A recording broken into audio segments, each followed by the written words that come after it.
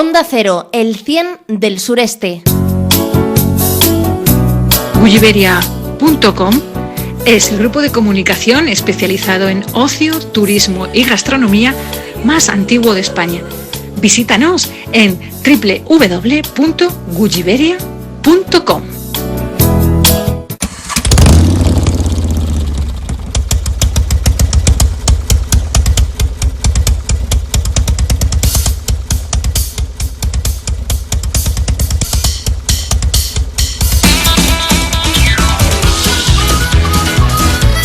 Claro, si ya se lo decíamos a ustedes en la primera parte de este más de uno del sureste en la sintonía de Onda Cero. Hoy vamos a dar la vuelta al mundo en moto. ¿Cómo será eso de dar la vuelta al mundo en moto? Sí, eso lo sabe muy bien Gulliveria.com, que es el portal de viajes, ocio y gastronomía más antiguo de España. Es el portal de viajes, ocio, gastronomía y cultura más antiguo de España. Que con la sintonía de Onda Cero, pues todos los días viajamos y viajamos y viajamos. Pero hoy, amigos oyentes, van a viajar por nosotros. Vamos a unir viajes y cultura. Y vamos a presentarles a un gran amigo de la radio, un comunicador fantástico y sobre todo un viajero. Esa es la única palabra que le define perfectamente. Viajero empedernido, diría yo. Es nuestro amigo Miquel Silvestre. Miquel, ¿qué tal? ¿Cómo estás? Bienvenido. Muchas gracias, encantado de hablar con vosotros. Miquel Silvestre tiene muchísimos libros escritos. Es colaborador y productor audiovisual de canales de televisión, total, que tiene un currículum inmenso. Pero el último libro que él ha escrito se titula La Vuelta al Mundo en Moto. Y claro, como si hacemos caso al título, se titula el libro La Vuelta al Mundo en Moto, es porque Miquel ha dado la vuelta al mundo en moto. ¿O no es así, Miquel? Efectivamente, es un viaje de circunnavegación del planeta de unos 50.000 kilómetros, todo seguido hasta volver al mismo punto de origen, ¿no? Es decir, salí de un sitio y volví al mismo sitio, con lo cual di la vuelta al mundo en moto, así que puedo decir que la Tierra no es plana.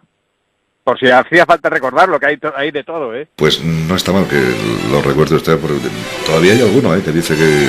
Pero tú das fe que no, que la Tierra no es plana, que la Tierra es redonda. Eso. ¿Cuánto tiempo tardaste en dar la vuelta al mundo? Ese es un viaje que dura más o menos unos 16, 17 meses, ¿no? O sea, porque claro, yo iba, se puede ver en mucho menos tiempo, pero yo iba viajando lento para documentar el recorrido y porque el libro es La Vuelta al Mundo en Moto, pero Ruta a Exploradores Olvidados. Yo trataba de ir a visitar los lugares del planeta que hubieran sido pisados por exploradores españoles del pasado, algunos incluso más contemporáneos, y explicar un poco quiénes fueron, qué vieron y por qué fueron allí.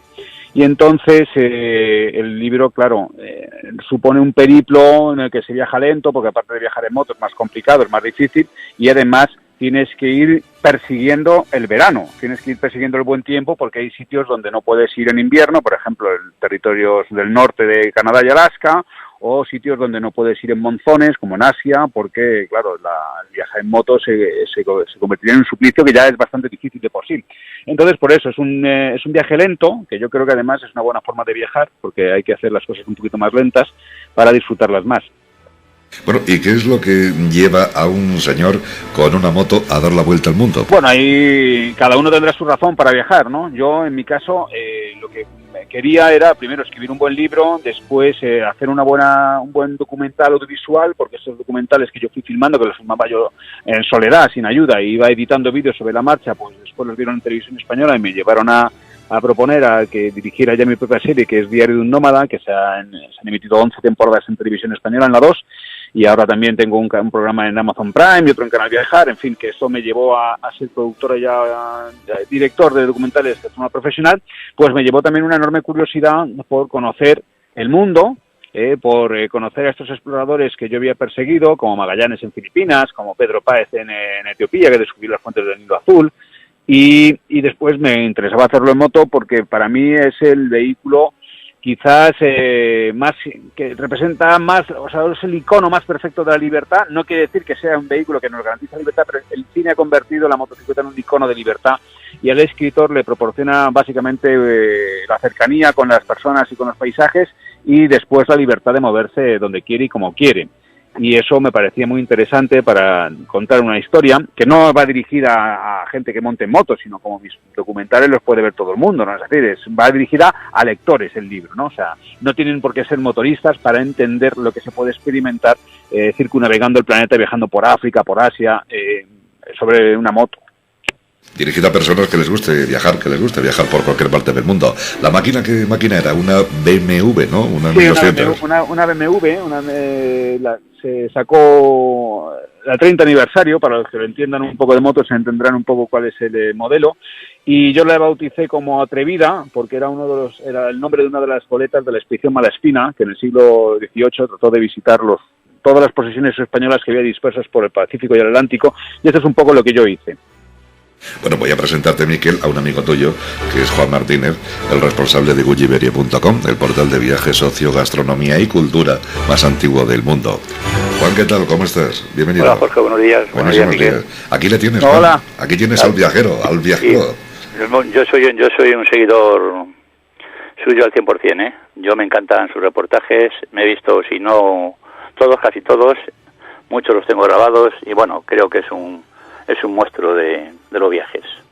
Pues muchas gracias. No, hombre, yo sabes que tiene toda mi admiración. Yo tengo unas preguntas que hacerte, porque siempre cuando veo tus reportajes digo, bueno, ¿y cuántas personas llevas?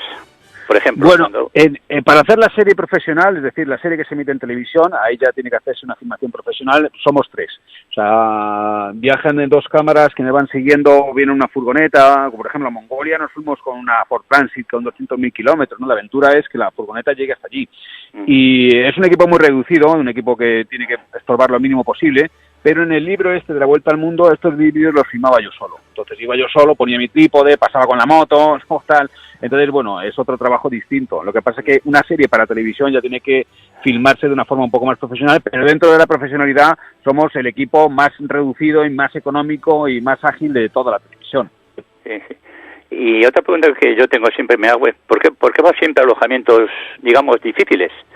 Que te metes en hostales allí que no hay quien entre y no puedes hablar y luego... Porque es lo que me encuentro en la ruta, ¿no? O sea, es que eso es lo que hay. Cuando uno cruza, no sé, pues Kenia o Etiopía, pues es que no puede elegir hay lo que hay, ¿no? Entonces hay veces que no queda más remedio que dormir en una tienda de campaña, y hay veces que no queda más remedio que dormir en un establecimiento de estos cutres, y luego, de vez en cuando, el destino pues te ofrece buenos alojamientos, ¿no? Y entonces se disfrutan mucho más, porque normalmente no vas a esos sitios. Pero a mí me parece que es, por una parte, a mí me gusta alojarme en esos sitios donde está la gente local, me permite conocer el país más directamente, y después, pues creo que al espectador, que es bastante sadomasoquista, le gusta verme pasarlo mal, ¿no? Entonces, cuanto peor lo paso yo, mejor se lo suele pasar él, ¿no?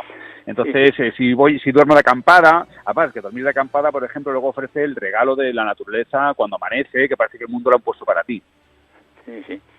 Y otra pregunta que yo me hice, ¿cuál fue tu estado de ánimo cuando perdiste el pasaporte? Porque tuvo que ser horroroso, ¿no? Bueno, sí, eso es una anécdota de que me sucedió en Tayikistán. No es un país muy cómodo para perder el pasaporte, porque es una antigua república soviética, la burocracia allí es muy rígida, España además no tiene embajada, no hay delegación diplomática española, hay que hacerlo a través de la embajada alemana, que es la que ejerce la representación para todos los nacionales de la Unión Europea. En fin, es una historia, ¿no? Pero eso está muy bien descrito en ese episodio, porque a pesar de que perdí el pasaporte 150 kilómetros, cuando me di cuenta, lo había perdido en la carretera que hace la frontera entre Tayikistán y Afganistán, o sea, estamos hablando de muy lejos, ¿no? Pero como la gente es buena, pues me recuperaron el pasaporte unos paisanos, lo encontraron allí, pensaron que un extranjero solamente podía alojarse en algún sitio, y entonces me localizaron y me llevaron el pasaporte. Y eso fue un milagro, ¿no? Pero esas cosas suceden.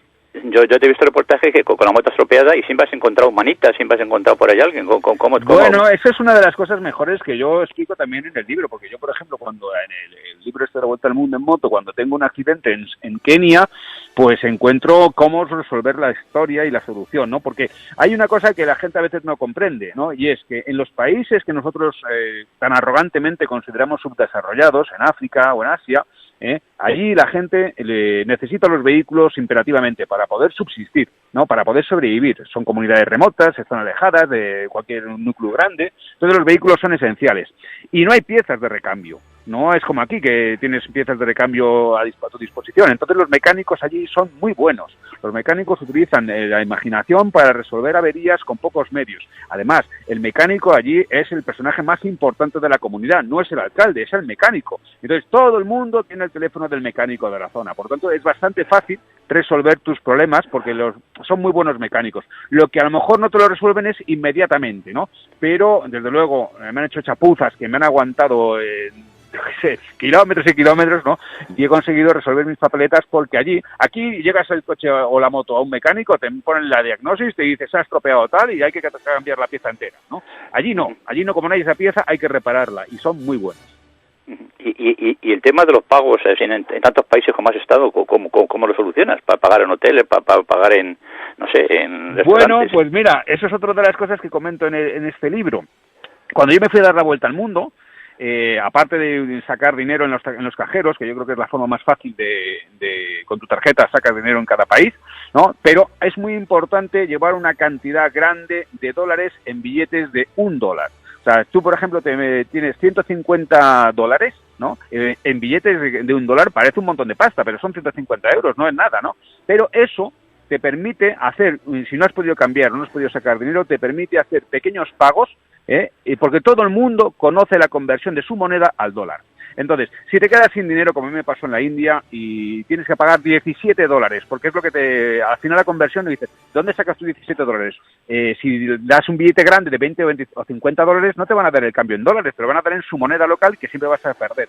Pero yo he comprado gasolina con $2 o $3, he comprado pan con $1, he pagado una propina con $1. O sea, esa solución de llevar siempre billetes pequeños de $1 en número considerable, ¿no? 150, ¿no? Pues eso me permitió durante toda mi vuelta al mundo, en estos países donde a lo mejor no podía sacar dinero o no podía cambiar, me permitió realizar pequeños pagos de una forma que todo el mundo entendía. Tanto yo entendía el precio como ellos entendían el precio. Sí, y algo importante que muchas veces dejamos de lado es el agua.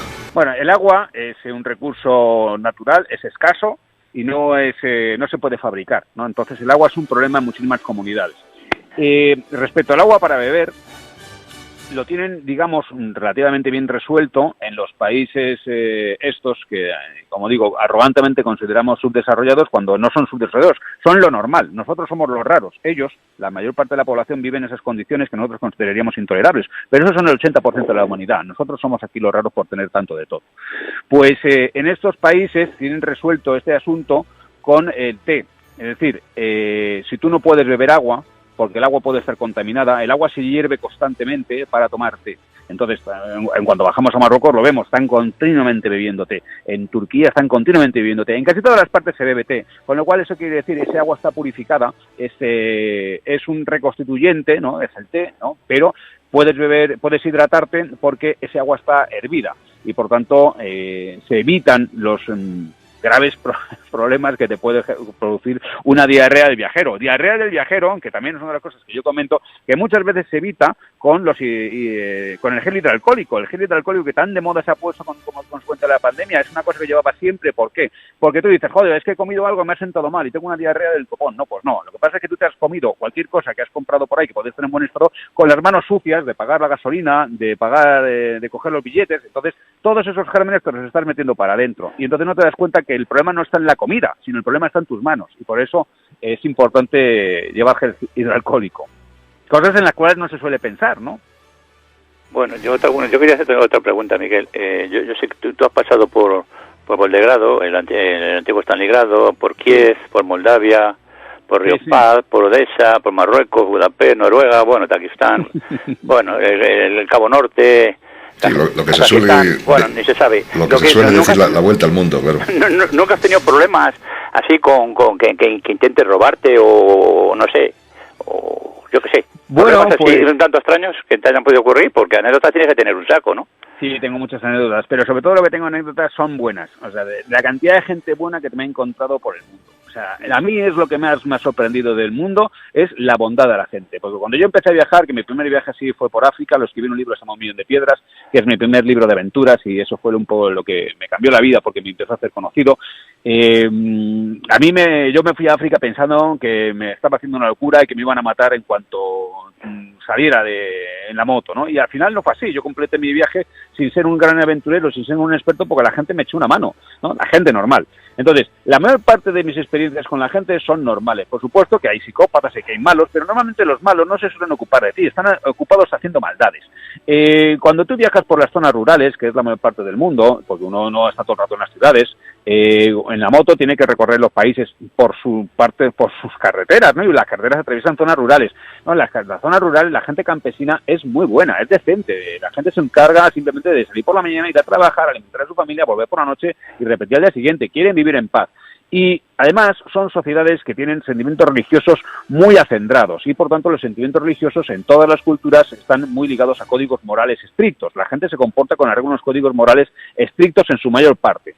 Donde más problemas puedes tener es en las ciudades, y ahí se trata simplemente de mantener una serie de normas de sentido común. Igual que en Madrid no te vas a pasear por el poblado de las Barranquillas con una cámara de 2.000 euros colgando del cuello, pues es lo mismo que tienes que hacer en Nairobi, ¿no? Entonces, manteniendo esas normas, yo no he tenido ningún problema. Yo me he cruzado el mundo en moto y han sido contadísimos los episodios que he podido tener de problemas con alguien, ¿no? Normalmente, el mayor riesgo que yo he sufrido ha sido como consecuencia del tráfico. O sea, el riesgo de morir en un accidente de tráfico, eso es real, porque en el mundo mueren al año 1.400.000 personas en accidentes de tráfico. O sea, eso es una auténtica pandemia, es una auténtica... Son cifras de guerra, y quedan mutiladas 52 millones de personas al año. Pero sin embargo el tráfico lo damos por amortizado. Cada vez que salimos a la carretera, aquí en España nos jugamos la vida, pero no lo pensamos, ¿no? Pero es que cuando salimos fuera, como allí la gente va sin casco, van 3 o 4 en una moto, los coches son muy viejos, y es una locura, las carreteras son desastrosas, pues ese es el verdadero peligro. Luego, hombre, pues anécdotas que haya podido tener miedo, pues recuerdo haber cruzado Mauritania durante la crisis de los secuestros y quedarme sin gasolina allí y pasar un mal momento. Pero al final, los mismos que mauritanos, pues también me ayudaron y conseguí salir metiendo la moto en un camión y saliendo de la zona de peligro.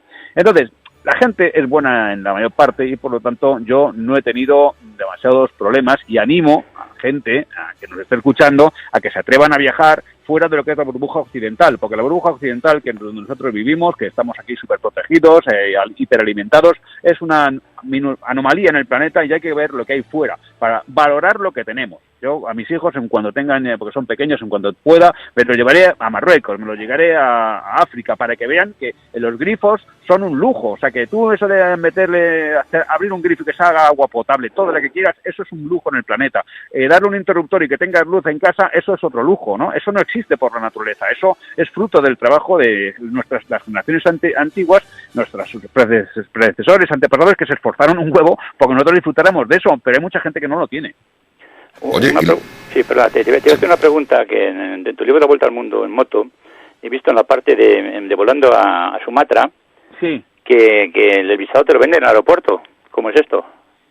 Sí, en Indonesia me vendían el visado en el aeropuerto, eran $25. Según llegas, te dan el visado. Es que, bueno, igual que pasa en Turquía, también te lo consigues en el aeropuerto o en la frontera terrestre. O sea, esos visados son en realidad impuestos, ¿no? Entonces es una tasa que tú tienes que pagar para poder entrar en el país. Hay otros países que exigen un periodo de examen para que te concedan el visado. Los países de la antigua Unión Soviética son complicados, tienes que conseguir los visados por adelantado. Por ejemplo, para ir a Rusia, el visado tiene tela, ¿no? Pero hay otros países donde el visado directamente te lo dan en la frontera. Ajá. La temperatura es importante, porque claro, hablas de Rusia, hablas de África. ¿Cómo has vencido la climatología? En moto, porque imagino que tendrías que llevar un uniforme de moto que es el justo, el que no puedes quitarte. El frío y el calor extremo, ¿cómo lo has vencido? Bueno, hombre, te tienes que, para un viaje de estos tienes que planificar la época, ¿no? Entonces es importante que en un viaje de vuelta al mundo, como el que yo relato en este libro, pues tengas presente dónde vas a estar en cada época del año. año. Y entonces yo, por ejemplo, como subí en septiembre de Madrid, es decir, yo junio, el verano lo estuve recorriendo Europa para llegar a Cabo Norte y después regresé, pues entonces ya la salida hacia África la hice a partir de septiembre. Entonces ya te metes en el hemisferio sur para que nuestro invierno te pase en el hemisferio sur, que es donde es verano. Y entonces pues yo después tenía que llegar a la India pues en la Navidad, tenía que llegar al sudeste asiático, a la Tailandia, Malasia, Indonesia, Filipinas, antes del verano, y entrar en Canadá y en Alaska a principio del verano para tener meses de calor con los cuales recorrer ese territorio. Entonces es importante mantener, pero aún así, bueno, pues el clima es el que es. Ahí cuando subes montañas hace mucho frío y luego he pasado calor tórrido, ¿no? Pero bueno, tienes que mantenerte dentro de un umbral, ¿no?, de climático más o menos vivible, porque claro, si te metes en Canadá o en Alaska en noviembre, pues que directamente no se puede ir, ¿no? Pero si llegas en verano, pues hombre, frío vas a pasar cuando llegues muy al norte, pero va a ser un frío tolerable. Y cuando llegaste, después de dar la vuelta al mundo en moto a España, ¿cuál fue tu reflexión? Lo primero que pensaste. Por la suerte que tenía de ser español. Claro que sí. La suerte que tenía de vivir en este país, ¿no? Porque aquí vivimos muy bien. Entonces, es un país que vi mucha miseria. Eso yo creo que la mayor reflexión, ¿no? O sea, viví sitios que me parecieron... comprendí que el mundo es muy pobre, o sea, que la gente es muy pobre, que hay mucha miseria. Y entonces me di cuenta, por una parte, de la injusticia que se supone, pero por otro lado pensé en la suerte que tenemos nosotros de vivir donde vivimos y en cuánto nos quejamos, ¿no? Entonces nosotros disponemos de 4 estaciones, que eso es un lujo en el planeta, porque nosotros vivimos en la franja llamada de clima templado cálido, ¿no? Que esto es una franja muy pequeña en el planeta. En el resto del mundo no tienen 4 estaciones, tienen verano y monzón, o verano y clima insoportable de 50 grados, porque todo es un desierto, o tienen nada más que un verano muy cortito de 3 meses y el resto es clima polar, ¿no? Entonces, y encima oscuro. Entonces, aquí, que tenemos la mejor comida, que tenemos un clima estupendo, que tenemos unos paisajes cojonudos, que tenemos un patrimonio histórico artístico, y estamos todo el día quejándonos. A mí, esa es una de las reflexiones que me suscitó el haber viajado por el mundo en moto. Y luego, además, como yo iba siguiendo los exploradores españoles del pasado, que me parecían tipos fantásticos, que hicieron grandes cosas, aquí que no lo conoce ni Dios, ¿no? Y es un desprecio hacia nuestros héroes que también me molestaba un poco, ¿no? Pero bueno, también es una oportunidad para luego yo poder hacer mis documentales, hablar sobre ellos y que el descubrimiento del espectador o del lector pues sea más reconfortante, porque si todos supiéramos de esa historia, pues no tendría tanto interés, ¿no? Pero como no lo conocemos, pues entonces cuando yo te cuento esas cosas, además te las cuento a lo largo de un viaje en moto de gran aventura, pues entonces yo creo que aumenta el disfrute. La vuelta al mundo en moto, ruta Exploradores Olvidados, de Miquel Silvestre. ¿Alguna pregunta más, Juan, para nuestro amigo Miquel? Yo quisiera preguntarle a Miquel, ¿qué estás preparando? ¿Con qué nos vas a deleitar de aquí en adelante? Pues ahora mismo lo que pasa es que estoy viajando por España. Como consecuencia de la epidemia, pues no he podido ir a ningún sitio. Viajé el verano pasado por Portugal, eso se está emitiendo en Canal Viajar. Luego he hecho un montón de viajes por España que me han parecido alucinantes lo que he descubierto, la España vacía. Eso se está emitiendo en Amazon Prime. Un programa se llama Motonómada. Hay una temporada por Marruecos que estoy deseando que abran la frontera para poder ir a Marruecos y mucho por España. Y entonces lo que estoy esperando es que, bueno, pues que establezcan o impongan ya el pasaporte de vacunación, y poder salir sin tener que pasar tanto PCR en tanta frontera, porque imagínate, si yo cruzo 10 fronteras me tengo que hacer 10 PCR, eso es una locura, ¿no? Entonces, lo que tengo en mente es realizar la ruta de Alejandro Magno, que me tendría que llevar desde la costa de Turquía, la costa mediterránea de Turquía, hasta las montañas de Hindukush en Pakistán y entrar en la India, porque Alejandro Magno llegó hasta allí, ¿no? Entonces, es un viaje que atraviesa Irán, atraviesa el Kurdistán iraquí, en fin. Ese es el proyecto que yo tenía en 2020, que se me fue un poco al garete como consecuencia de esta situación y deseando que volver a la normalidad, ¿no? Como todo el mundo, claro. Muy bien, pues muchísimas gracias. A ver si hay suerte. ¿Dónde encontramos el libro, La Vuelta al Mundo en Moto? Bueno, pues sobre todo en las librerías de viajes, porque se distribuyen librerías de viajes, está en Amazon, o también se puede pedir en mi página web, que es miquelsilvestre.com, y la diferencia es que yo lo envío dedicado, ¿no? Tengo esa atención con mis lectores que a la gente le gusta mucho recibir el libro dedicado, y entonces si entras en miquelsilvestre.com, Miquel es con Q, porque es con Q de queso porque soy valenciano, pues y a mí me escriben, hay una fórmula de compra y yo lo envío dedicado, y la verdad es que está funcionando muy bien. Y es un libro, hombre, son 640 páginas y es un tocho, pero yo creo que se disfruta mucho porque está escrito con mucha agilidad, muy rápido, con mucho ritmo y con una descripción de la realidad geopolítica de los países, ¿no? De cómo son los países y cómo es la gente. Yo lo tengo en la mano ahora mismo y creo que merece la pena, ¿eh? Hay que buscarlo, Jorge. Sí, hay que buscarlo como sea. Miquel, gracias, hombre, un abrazo muy grande. Gracias a vosotros. Y enhorabuena. Enhorabuena. Venga, un abrazo. Enhorabuena por abrirnos los ojos a los que no viajamos. Gracias, Miquel. Gracias. Juan Martínez, gulliveria.com, gracias y hasta mañana. Adiós, Jorge, hasta mañana. Hasta mañana, gulliveria.com, el portal de viajes, ocio y gastronomía y cultura más antiguo de España. Hoy, de la mano de Miquel Silvestre, hemos dado la vuelta al mundo en moto, ruta de exploradores olvidados.